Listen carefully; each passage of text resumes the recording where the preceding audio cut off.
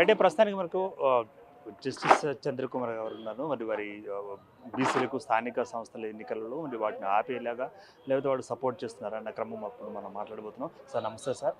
ఇప్పుడు ఈ సమావేశం యొక్క ముఖ్య ఉద్దేశం ఏంటి?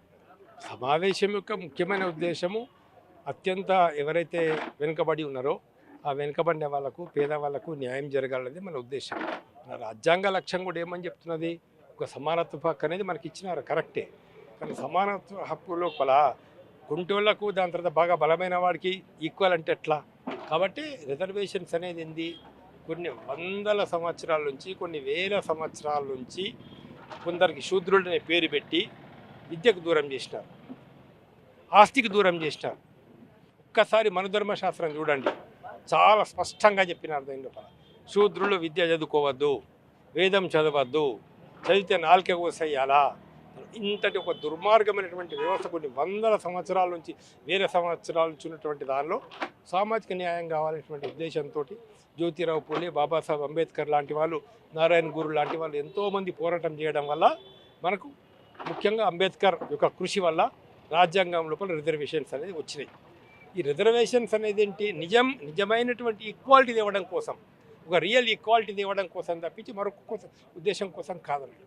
మరి అత్యధిక మెజారిటీ జనాభా ఉన్నటువంటి వాళ్ళకు రిజర్వేషన్స్ ఇవ్వాలి కదా, ఒక అవకాశం కల్పించాలి కదా. ఈరోజు కూడా చూడండి, టోటల్ ఐఏఎస్ ఆఫీసర్స్లలో బీసీల కోసం కానీ, ఎస్సీల కోసం కానీ, ఎస్టీల కోసం కానీ ఏదైతే రిజర్వ్ అయిన ఆ పోస్టు కూడా ఫిలప్ కావడం లేదు.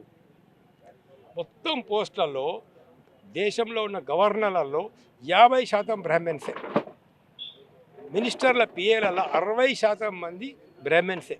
ఇప్పటికి ఈ రోజులో కూడా అన్ని ఉన్నత పోస్టులలో ఎక్కడైతే రిజర్వేషన్ లేదు, ఏ కేటగిరీ లేదో అక్కడ 80%, 70% ఒకటి రెండు కులాలే వాళ్ళ అధికారం లోపల ఉన్నాయి. ఎందుకు? తరతరాల నుంచి వాళ్ళకి విద్య అందుబాటులో ఉంది కాబట్టి ఇది జరిగిందన్నట్లు.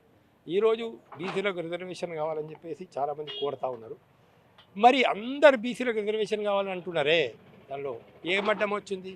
మోడీ అంటున్నాడు బీసీలకు రిజర్వేషన్స్ ఇవ్వాలని, బండారు దత్తాత్రేయ గారు అంటున్నారు బీసీలకు రిజర్వేషన్స్, బండి సంజయ్ అంటున్నాడు బీసీ, కిషన్ రెడ్డి అంటున్నాడు, లాస్ట్కు విద్యాసాగర్ రావు అంటున్నాడు ఇవాళ ఆంధ్రజ్యోతిలో వ్యాసం రాదు బీసీ రిజర్వేషన్.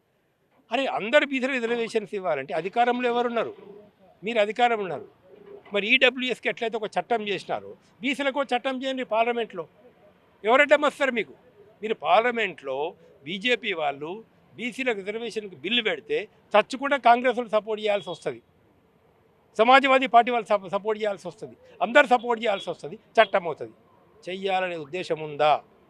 అంటే బండి ముందు గడ్డి కట్టి దానిలో గడ్డి ఆశకు గుర్రం పరిగెత్తాలని చూస్తారంతే. బీసీలు పరిగెత్తండి, ఉద్యమాలు చేయండి, మాకు సపోర్ట్ చేయండి అంటే ఇవ్వాలనే ఉద్దేశం అంటే లేదు. నీ లోపల మనసులో ఇవ్వాలనే ఉద్దేశం లేదు. కాబట్టి ఇవన్నీ దొంగ నాటకాలు జరుగుతూ ఉన్నాయి దాని లోపల. కాబట్టి మనం మేమేం చెప్తున్నామంటే ప్రజలందరూ కూడా ఒక ఐక్యంగా ఉండి, ముఖ్యంగా బీసీలందరూ కూడా ఒక చైతన్యవంతులై, ఎస్సీ ఎస్టీ బీసీ మైనారిటీసు పేదవాళ్ళందరూ కూడా చైతన్యవంతులై వీళ్ళు పోటీ పడకుండా గ్రామాల లోపల నిజాయితీ కలిగిన వాళ్ళని, సామాజిక న్యాయం కోసం నిలబడే వాళ్ళని, దళితుల హక్కుల కోసం పోరాడే వాళ్ళని, ఆదివాసీల హక్కుల కోసం ఉండేవాళ్ళని, బీసీల యొక్క హక్కుల్ని కుల వృత్తులు ఇవాళ ఎంత దివాలా తీస్తున్నాయి వాళ్ళ కోసం నిలబడే వాళ్ళని గెలిపించాలని చెప్పేసి కోరుతా ఉన్నాం. ఈ సందర్భంగా వీళ్ళు ఎవరి మాటలు నమ్మాల్సిన పనిలే. ఇటు కాంగ్రెస్కి కూడా ఇవ్వాలనే ఉద్దేశం లేదు, రేవంత్ రెడ్డికి కూడా అసలు బీసీలకు రిజర్వేషన్స్ ఇవ్వాలనే ఉద్దేశం లేదు. ఆయన ఏదో రాహుల్ గాంధీ ప్రెషర్ కోసం ఇక్కడ ఓపెన్గా చెప్పినాడు నాకు, నేను ఇవాళ రాహుల్ గాంధీ దగ్గర ఉద్యోగం చేస్తున్నా కాబట్టి ఆయన చెప్పినట్టు చేస్తున్నానే ఉద్దేశం ఉంది. కానీ నిజంగా ఎవరెవరు బీసీ మేధావులకు సలహాలు తీసుకొని చేయాలో, ఏ పద్ధతి ప్రకారం చేయాలో అవన్నీ కూడా పక్కన పెట్టి అన్ని పోస్టులు ఇవాళ అవుతుందో వాళ్ళ కులానికి సంబంధించిన వాళ్ళకి ఇచ్చుకుంటూ పోతుంది. హైకోర్టులో కావచ్చు, మరో దగ్గర కావచ్చు పచ్చి కుల పిచ్చితో ఉన్నటువంటిది ఇవాళ ఒక ప్రభుత్వం ఇవాళ రాష్ట్రం లోపల ఉంది. దాన్ని కూడా మనం ప్రజలు వ్యతిరేకించాల్సిన అవసరం ఉన్నది. ఇప్పుడు బీసీకి సంబంధించి 42% రిజర్వేషన్ తేల్చకుండానే మరి స్థానిక సంస్థల ఎన్నికల్లోకి వెళ్ళడం ఎలా తీసుకోవచ్చు అంటారు? ఇప్పుడు ఒకటి ఏంటంటే బిల్లు తయారు చేశారు, గవర్నర్ దగ్గర బిల్లు ఉండిపోయింది. దానిలో గవర్నర్ కొద్ది రోజులు తన దగ్గర పెట్టుకొని మన కేంద్రాన్ని పంపించాడు. మరి గవర్నర్ ఆమోదించవచ్చు కదా, లేదా కేంద్రం ఇప్పుడు ఆమోదించి మరి దాన్ని రైట్ అని చెప్పవచ్చు కదా. అంటే వీళ్ళు కలిసి ఆడుతున్న నాటకం తప్పించి మరొకటి కాదు. ఇవాళ 42% కేంద్రం తొక్కి పెట్టడం వల్లనే ఇవాళ ఈ పరిస్థితి అనేది ఏర్పడింది ఇక్కడ. ఇప్పుడు స్థానిక సంస్థల లోపల వీళ్ళు ఎందుకు చేయలేకపోతున్నారంటే ఆ బిల్లు అక్కడ ఆగిపోయింది కాబట్టి వీళ్ళు చేయలేకపోతున్నామని చెప్తున్నారు.